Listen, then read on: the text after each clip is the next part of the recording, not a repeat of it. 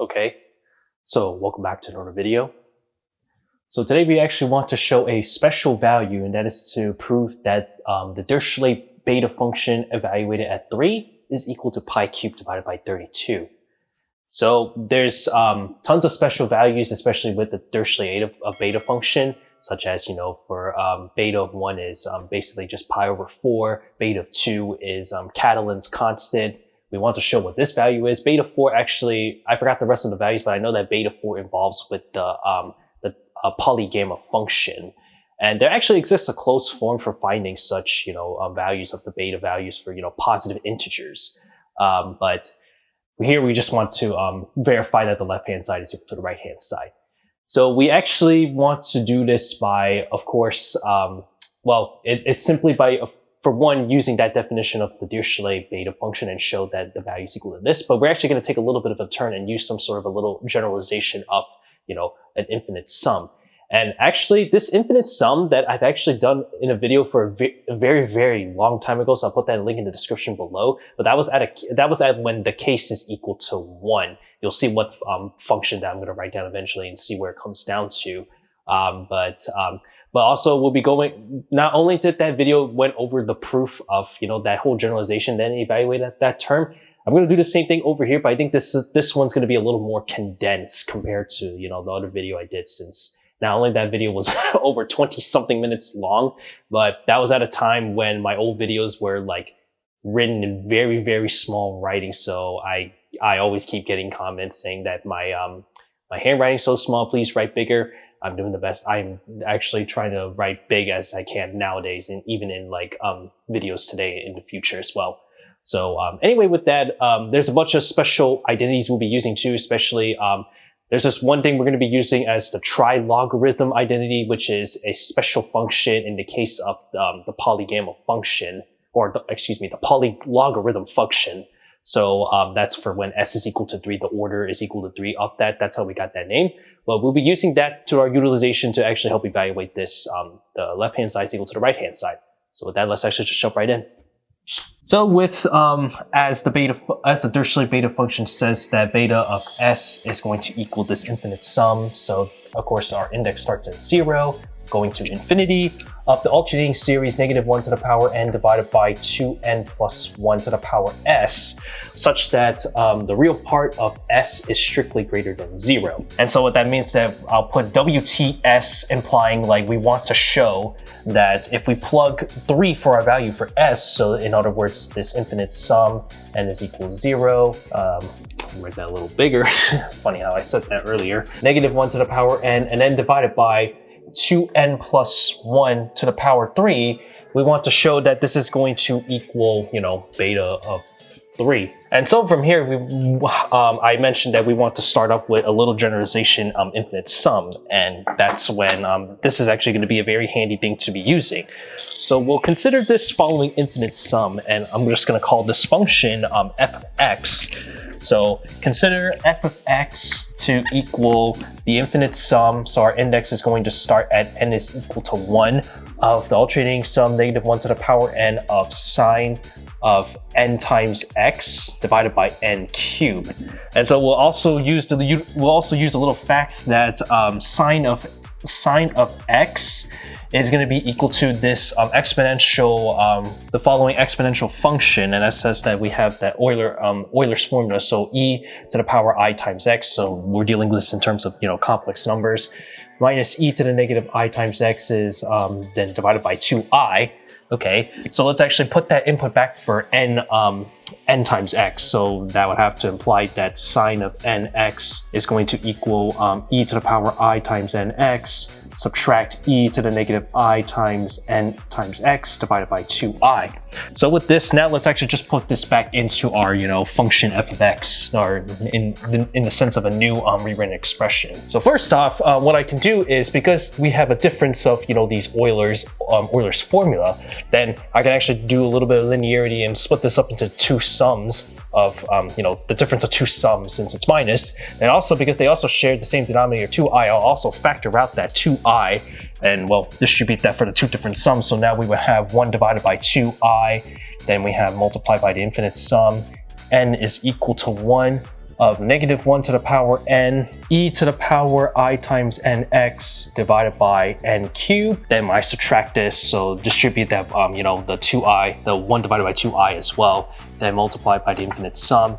So it's the same thing as just like before, except now that we have a you know, different exponent. Hence, this is going to be e to the negative I times n times x, and then divided by n cubed. So with this, now here's where I mentioned about the trilogarithm function that says that the following, so trilog, I'm going to just abbreviate it as that.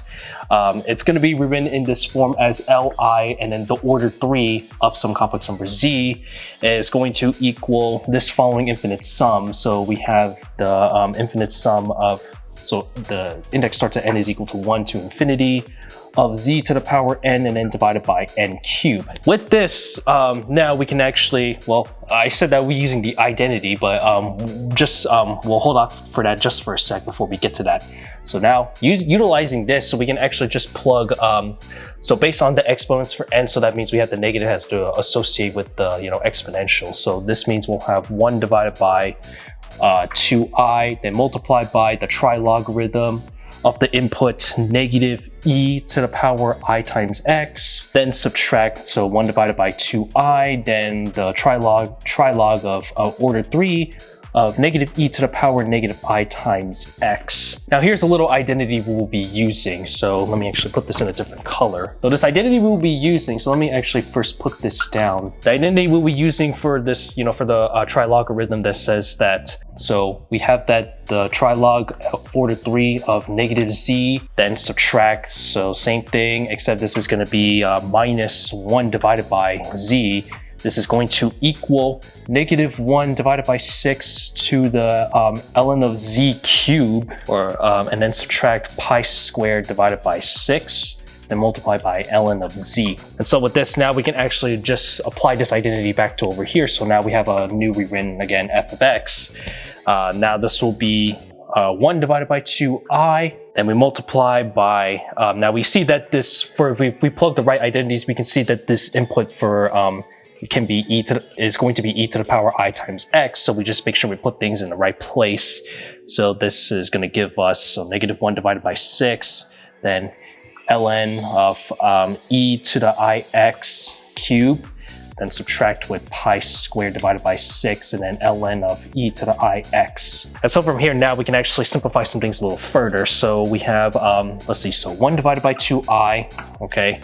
And then now if I just put this back in, so -1 then divided by 6. So ln of e, that's just going to get rid of itself.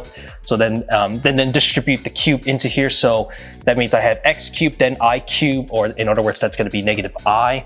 So let's see, -i, then x cubed, then subtract pi squared divided by 6, and then multiply by, so then multiply by I times x. And so now, even further, we can actually simplify this out. So let's see, so the i's will cancel, and then the negatives from will be positive. And so we just multiply this out, we get a 12, and then this will be an x cubed divided by 12. Then from over here, this is just, let's see, so the i's will cancel us out simply because we had to distribute the 1 over 2i to both of these terms. So i's will cancel, so it's 1/2, so okay. And so this will leave us with pi squared times x, and then divided by 12. And now, so from here, so now let's actually move on to the next marker. So we can actually now jump into the next step and say that we're supposed that if we plug in the inputs for x equals pi divided by 2, now we would have that f of pi divided by 2 is going to equal 2. So I'm just going to rewrite this infinite sum again. So n is equal to 1, the alternating series -1 to the power n, and then sine of, yeah, and then we have n times pi, then divided by 2, then divided by n cubed. Okay. And so from here, that now just plug in the inputs pi divided by 2 cubed divided by 12, then subtract pi squared divided by pi divided by 2 divided by 12. Okay, and after all this, after doing all this simplifying, we'll get that this is going to equal -pi cubed divided by 32. Okay, so let me actually let me just underline the right hand side and the left hand side of what we have. So here, it's going to equal here. Now you might be thinking, So what was the purpose of all this? We just showed that f of pi over 2, this generalization over here is going to be, for our input x is pi over 2, is just going to equal negative pi cubed over 32. Where are we going with this? I thought the whole point was we had to show that, beta of 3 is equal to pi cubed divided by 32. Well, this is actually the interesting part, because if we actually go back to this sum over here and do like directly by expansion, you're going to notice something very interesting. So let's actually put this back in. So n is equal 1, our infinite sum, and we have negative 1 to the power n, and then sine of, what is it, n pi divided by 2, then divided by n cubed. So notice that if I were to expand this out, so plug in each term at a time, so I have, what is it, negative sine of pi divided by 2, then divided by 1 cubed, add this with sine of, so this will be pi, then divided by 2 cubed, subtract sine of 3 pi divided by 2, then 3 cubed, so on and so forth. So you get that it's supposed to alternate.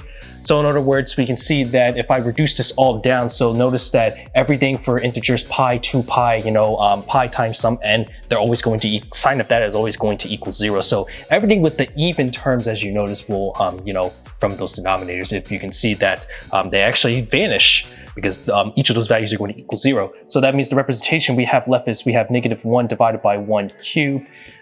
Then add this, since that will change to a negative 1, so that changes the sign, so that will be a positive, so 1 divided by 3 cubed.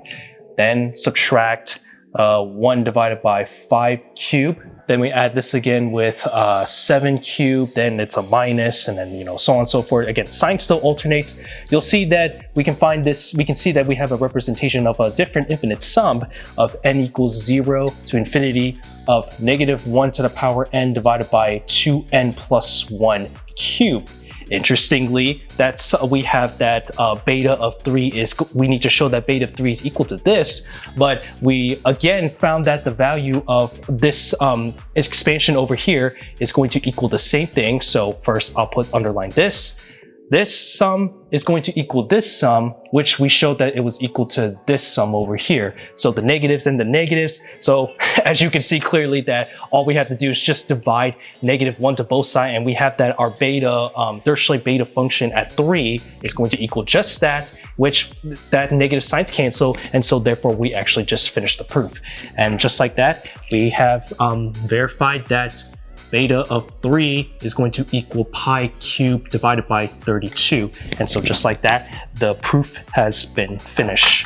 This is a pretty neat explanation, actually, using the trilogarithm identity and its definition as well to find. I believe that not a lot of people are aware that or I wouldn't say aware, but rather if I'm sure a lot of you guys are trying to find a proof on how to show that the left-hand side value is equal to the right-hand side.